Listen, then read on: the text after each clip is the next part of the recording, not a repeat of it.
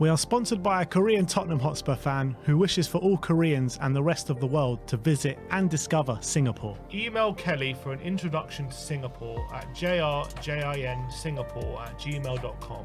That's jrjinsingapore@gmail.com.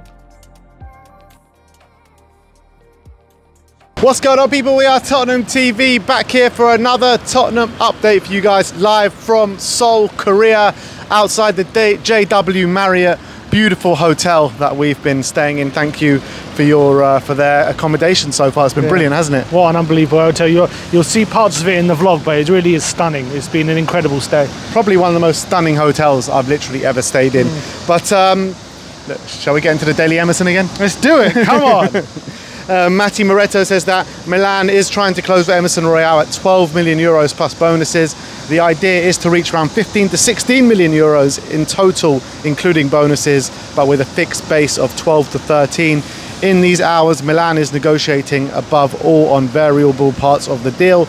Tottenham have always asked for a figure of around 20 million in total package, but Milan is working to close the gap.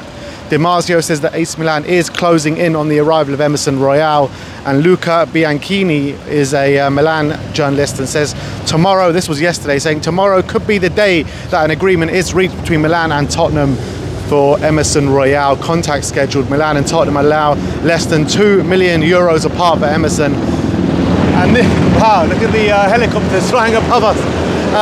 This could be like one of the most painful transfer sagas we've had in recent times, and we've had some painful ones. We've had a few. In terms of the overall package, they're saying it could be 15-16 million, which is the first time we've heard that the package might end up being that low.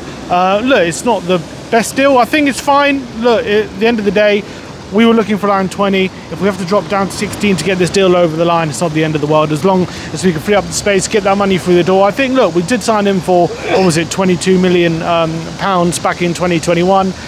I think to sell him for around 16 is not the end of the world. Yeah, I would say taking a bit of a loss given his time at Spurs, what he's shown is probably fair. I don't think he's really probably lived up to what we hoped he would be when we did sign him. I think he's been a good player, but definitely a limited player, and I think that's clear for all to see. But I wouldn't be surprised if when he does go to Milan, that he does start to flourish, and because I do think Serie A will suit him. Yeah, I agree with that, to be honest. I think that taking a bit of a loss on a player that you probably need to get out the door to further what you need in the squad. I wouldn't consider him like total deadwood, but I just think he's just not what we need in terms of moving the football club forward. So if you're going to take a loss, is what it is. We've been here too many times with these players that we want to get out the door, and we just stick to the figure, and they end up being around here for way too long. So I'm happy that we are making adjustments in that kind of sector. And it sounds like we've done that with him and with Højbjerg as well. Yeah. So if that is the final figure anyway with Emerson, so it looks like they are closing the gap. So yeah, we'll see. We'll see if he plays tonight. It'll be interesting. Yeah, well, and you know we've called on the club to change the way they operate in this kind of sector and this kind of way, and it looks like they're doing that. Now, this is a funny one from the Football Insider. You ready for this one? Let's go. Tottenham have asked to be kept informed on the situation around Victor Oshimen. The club are willing to include various players in the deal to sign the Napoli striker, from the Football Insider. Various players. Can you keep us informed on how much we can't afford him? Please. Is he willing to drop down his wage demands by about half? is that possible? There is obviously a lot of talk at the moment with him and Chelsea, which is look, if they can get him over the line, apparently reportedly they're exploring a season-long loan with an option to buy, which was, I don't know why Napoli would agree to that, to be honest, but maybe if they expect Chelsea are going to pay the money with the option, maybe that's why. But you know, this is a player who a couple of seasons ago led Napoli to the Serie A title. Golden Boot. He's incredibly sought after striker. Apparently PSG are willing to pay big money for him as well. So I don't know why he would. I don't know why that would be allowed to happen. Like if they're offering to do that, we should probably offer to do a season-long loan with an option to buy as well. But I can't see Tottenham putting the financials together. Obviously, if we can get a deal done for Oshimen, he would be my #1 bar none. I think physically there, his speed, he's like a much more physical version of Jonathan David, a much more better quality version of him. We know how how much quality Oshimen has. There's a reason why he's one of the most sought-after strikers in Europe. His goal-scoring record since joining Napoli is superb. I think he's a phenomenal striker, but he's going to cost, what, probably over 100 million euros. His wage demands, it's probably going to be at least 250 at the bare minimum, I would say. Albeit, what, his son's on 250, so he's going to be on, he's on 200, Son, isn't he? I don't think the wages are the problem, it's the transfer fee that's the problem. I think they're both an issue, but depends if I guess we could make him our highest earner, but yeah, are we prepared to pay 100 million euros for him? I would like to see it to believe it. Not happening. There is no chance in hell this deal is happening. And I think that, you know, the reason why they're willing to accept a loan with an option to buy is because PSG are probably not going to stump up the money. I think that's what it's going to come down to. And, you know, he's made it very clear, very adamant that he wants to leave the club.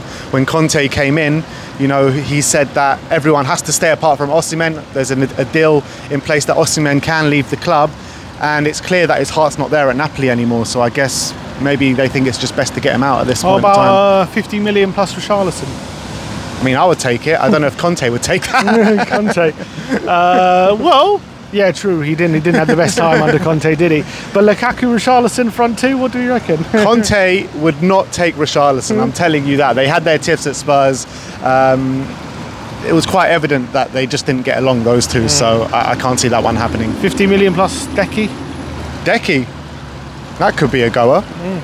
That could be. You know, I think it's more probably like 60, 70 million plus Decky, to be honest. Probably, yeah. But I mean, I would do that, to be honest, but Decky's looking fire in this pre-season so far. He is, definitely. Let's move on, and a player that has left the club is Iago Santiago, and he has joined Spanish Segunda side Elche, and he took to social media to give a heartfelt goodbye to Tottenham Hotspur, and he said, after 5 years representing this football club, it's time to say goodbye. It's been an amazing journey, learning and growing every day with the great people next to me. I want to thank the academy to give me the opportunity when I was only 16, coaches, physios, teammates, all the staff involved. I'll be forever grateful to the people who really helped me and trusted me during my period at Tottenham. A big thank you to all the fans for your unconditional support. I would have liked to have made my professional debut here. This is a really special club for me and my family, but I'll keep all the moments and the people in my heart. I hope success, luck, and all the best for the future for Tottenham Hotspur. So a really nice message for Iago Santiago. And I always thought it would come down to this summer, being 21 years of age, not being given that new contract. I think it was only going to go one way, and it looks like it has gone that way. So best of luck to the future for Iago. He was obviously one of the standout players in Tottenham under 21, really successful season last year, but obviously the club didn't feel that it was right for him to take that next step. Yeah, it's a shame. I think last season there was probably an opportunity for him to get some minutes and to actually make his debut and at least be given an opportunity when we were really struggling for wingers. You know, Brian Hill was getting a few minutes here and there. We didn't really have an option out on the left, and he was tearing up in the PL too, you know, getting goal contributions every week. So I think that was the opportunity to at least give him a go and see what he can do. The club didn't do that, and then obviously now we've got other players in those positions, younger players like Mikey Moore and players on the wing. Obviously we then signed Timo Werner as well in that position, and that kind of opportunity for him to get some minutes kind of closed.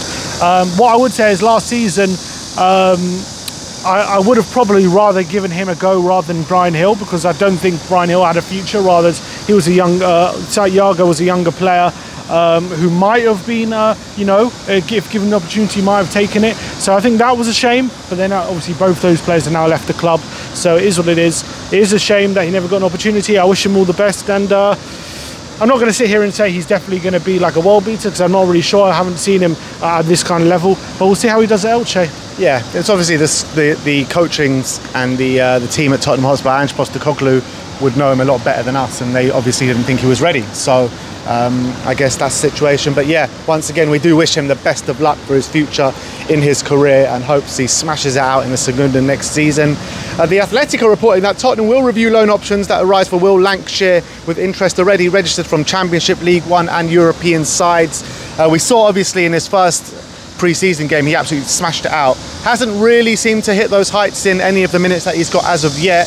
Do you feel like a loan move is the best course of action, or would you like to see him in and around the first team next season? I think for his development a loan move is the best, but it's whether he's actually, if we keep him, he's going to get, if we keep him and we actually are going to use him and give him proper minutes and maybe give him a few starts in the Europa League and actually use him as a bench option in Premier League and maybe even to start if he shows that he's good enough. Like, you know, once Kane showed he's actually capable, he could start getting some starts. Then I would want to keep him. If we're going to sign another forward, another striker for big money, I think probably loan him out, I would say, and let him really develop as a striker in the lower leagues, build himself up with a view of him coming back maybe next season to be part of the squad. I would say for development, I would say a loan deal is probably for the best, but if we are going to give him serious minutes, I'm not against keeping him around, but depends what, it'll be interesting if there are teams in the top divisions around Europe that are interested in him and willing to give him starts. That'll be very interesting. Yeah. And you know, we do have other strikers, young strikers at the club. I think when you're looking at Dane Scarlett, Alejo Veliz, Will Lancashire, do you assume that one of them is going to have to stick around for next season? I think Veliz will definitely go out on loan. And then maybe it means keeping Scarlett around. It'll be interesting if we do, because I've been watching him in training and he's been looking brilliant in the open training. His finishing has been really on point. A lot better than the other strikers, to be honest. Yeah. I don't know if Ali Gold's going to do an update. Scarlett's been wowing in training like he did with Lancashire, but for me he has, Scarlett, from what I've seen in the open training. I thought in the first open training in Japan, I wasn't as impressed as the one in Korea yesterday. Yeah, I think he's been very impressive. So yeah, I think one of them probably will be sticking around, I would say. So one of probably Scarlett or Lancashire. Yeah, I think so. And I think if it is one of those two, I think Scarlett probably is the one that deserves it a bit more, being that bit older, been around for much longer. Also scored maybe a bit further in his development as well. Also scored in pre-season. Yeah. Against QPR. Yeah. So, you know, as much as Lancashire did, so did Scarlett. So the only thing with Scarlett is, you know, the last couple of years just hasn't really gone well for him. So it's going to need a bit of real rebuilding to do, but doesn't mean he can't, you know, earn that confidence back. And he seems to be in confident mood in pre-season. You know, we had another striker once upon a time that didn't have very good loan spells and didn't turn out too badly, did it? Yeah, definitely. Absolutely right. So precedent is there. Yeah, exactly. And last but not least, a publication out in Spain called Fichajes Sport say that Sergio Reguilon could be returning to Sevilla in the coming days.